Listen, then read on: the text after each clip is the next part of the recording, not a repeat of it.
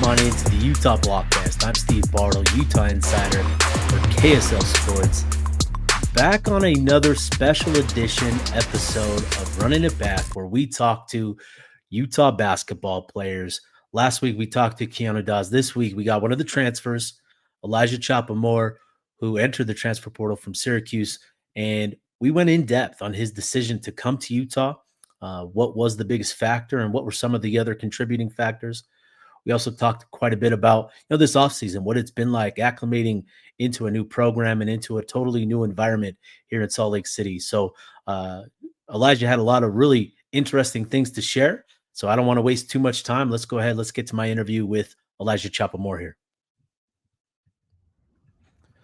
All right, I'm excited for this one. Welcome back into the Utah Blockcast. Another special Runnin' Utes interview, this time with Elijah Choppa, the new shooting guard for the Runnin' Utes. Elijah joined the program this offseason. I'm excited to talk to him. Elijah, thanks so much for taking some time to hop on the Utah Blockcast. For sure. Thank you for having me. I appreciate it. Definitely, man. I interacting with a lot of Utah fans. I know that there's a lot of excitement for the program and seeing all the clips and all the videos and all the social media posts. I think it's just the excitement continues to grow and all of that. How excited are you guys for that action to get going?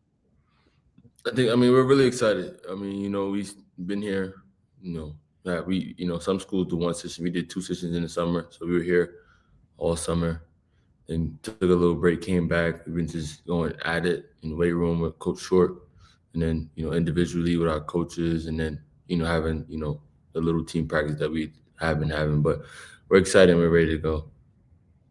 Love that, man. I think there's a lot of excitement, and we'll circle back to that, throughout the podcast. But I think there's just a lot of intrigue about seeing this team come together. So you talked about getting here in the summer, and obviously you hit the transfer portal in the spring and committed to Utah ultimately, and we'll talk a little bit more about that in a bit. But just how has that process been of acclimating to a new basketball program and a new environment here in Salt Lake City? Well, originally I'm from New York City. So the transition from New York City to Syracuse wasn't that bad. Mm-hmm. My last university. And then entering the transfer portal and figuring out where I was going to go and then landing in Utah is like a whole different type of space and energy. But it's good energy and it's a good space. And I enjoy the people here. People at the school are amazing. They're very supportive and they let me know whatever I need, they're there to support me. So it means a lot. And it was different, just even the thought of it for my family and friends. But I know that the people that truly care about me are going to support me, even though I'm out here. So, yeah. Right. That's great, man. So obviously you mentioned you being from New York, and I'd be curious, man, because I grew up watching, the N1 Hoop mixtape and all that stuff. And that's sort of my exposure to basketball back east. But for you, what was that like, growing up playing hoops in New York, and just how would you describe, New York basketball? I feel like New York basketball is like no other. Like when you watch videos or you it's like one thing, but being there, the environment, the energy of just everyone just all together is so different than regular just basketball, especially park basketball. It's just so different. And when I was younger, I played a lot of park basketball. As I got older, it wasn't my thing. But I definitely, think that New York basketball is something that is unlike anything else. I feel like being there is something that you have to really be there to see everything, but that's just the truth. And then high school basketball, playing high school, my first 3 years I played it at the university at Cardinal Hayes. Mm-hmm. And that was just a great experience, going through COVID my freshman year and only playing 7 games and before we had to play playoffs and then go to championship and win.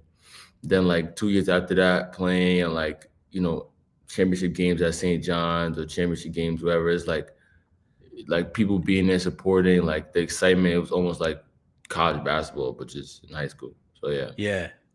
And there's a stronger East Coast flavor with this Runnin' Youth squad. How would you describe kind of how that's translated here at Utah?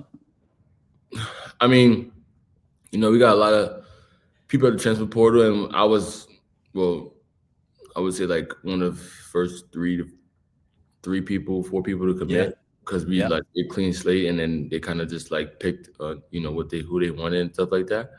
But like once I was here, I kind of just was like trying to see, coach was like, yo, who do you want to play against, yada yada, like play with, yada yada yada, and like Hmm.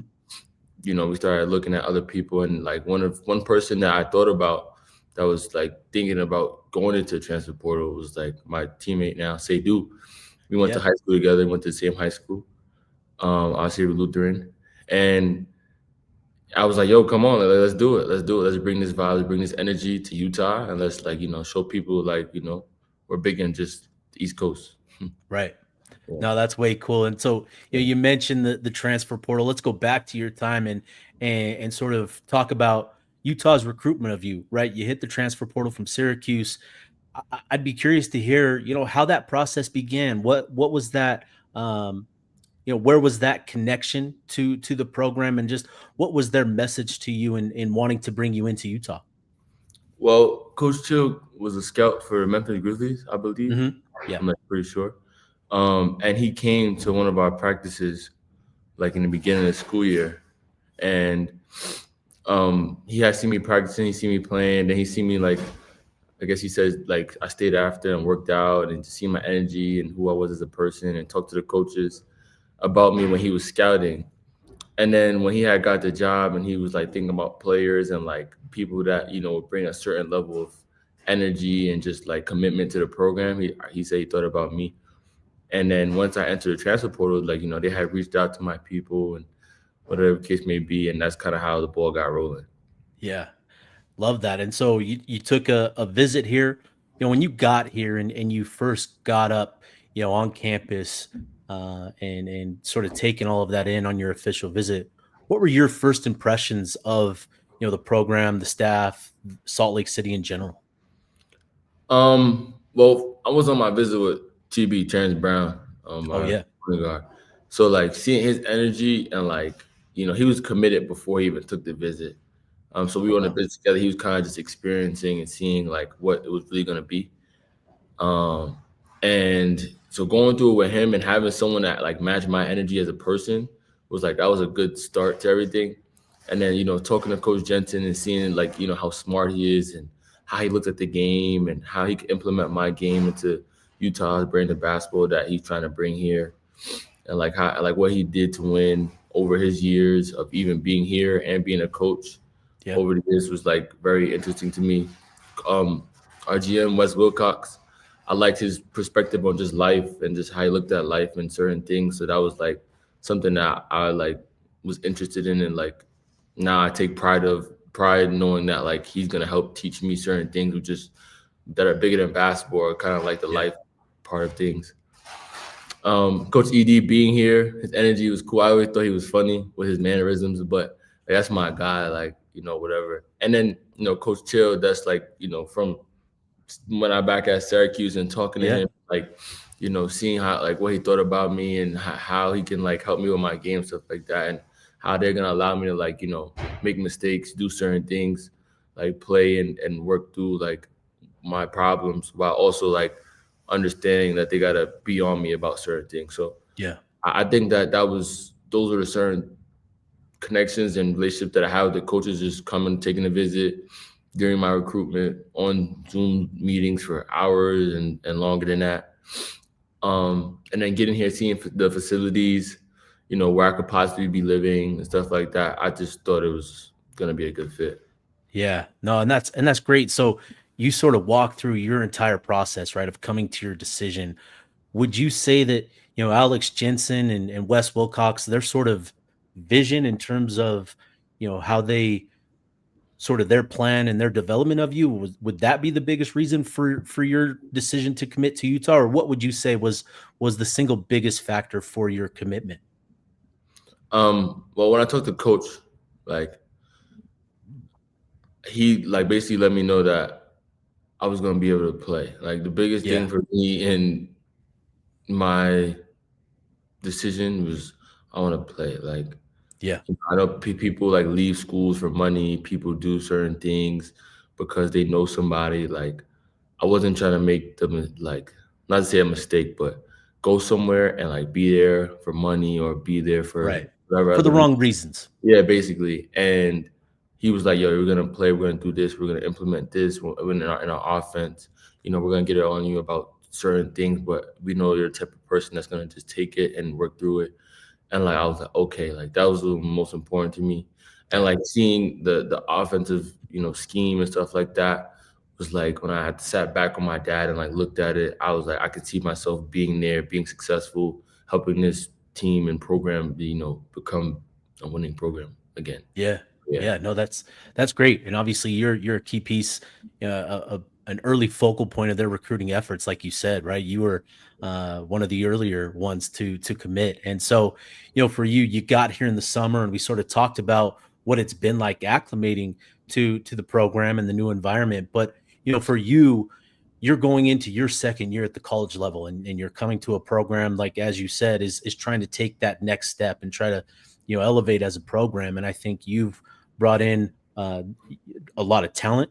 But for you, what's been the area of focus for you in your game? Like, where do you feel you've emphasized your work, and where do you feel like you've gained confidence in your game?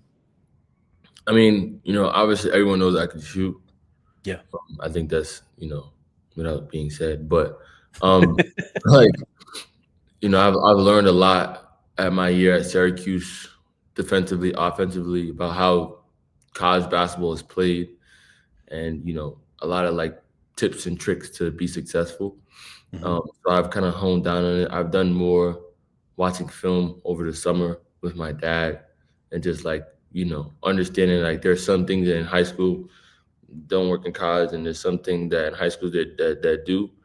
And there's certain parts of my game that I have to like lean on and understand like that's my strength. Let Yeah. me, you know, do my strength and then add to it to be a better player.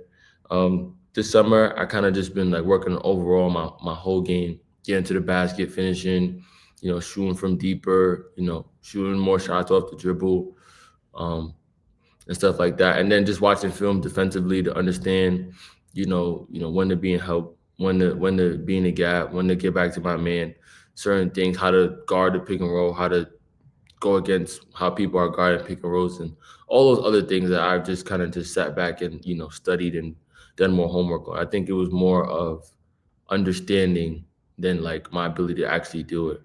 Yeah. I think that like when you're in high school, sometimes everything is just like, and like that's not college basketball. Everything is more sat Right. back, gone through, looked at, understood. Okay, they're gonna hedge, or they're gonna ice it, or they're gonna just switch, and understanding like what to do in those situations is what was more important for me this summer. So yeah.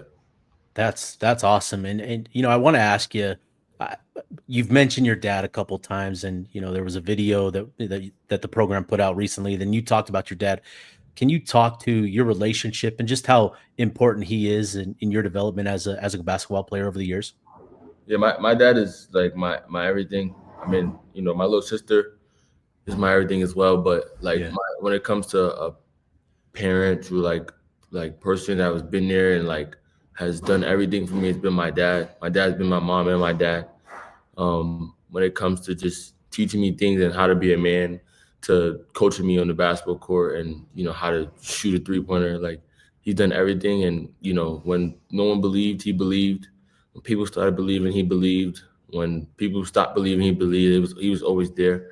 Yeah. So he's kind of just been someone that's always been in my corner, and I've respected and listened to, because yeah, like he's been there. He's like proven that like he's someone I can go to and ask for help with regardless of whatever it is.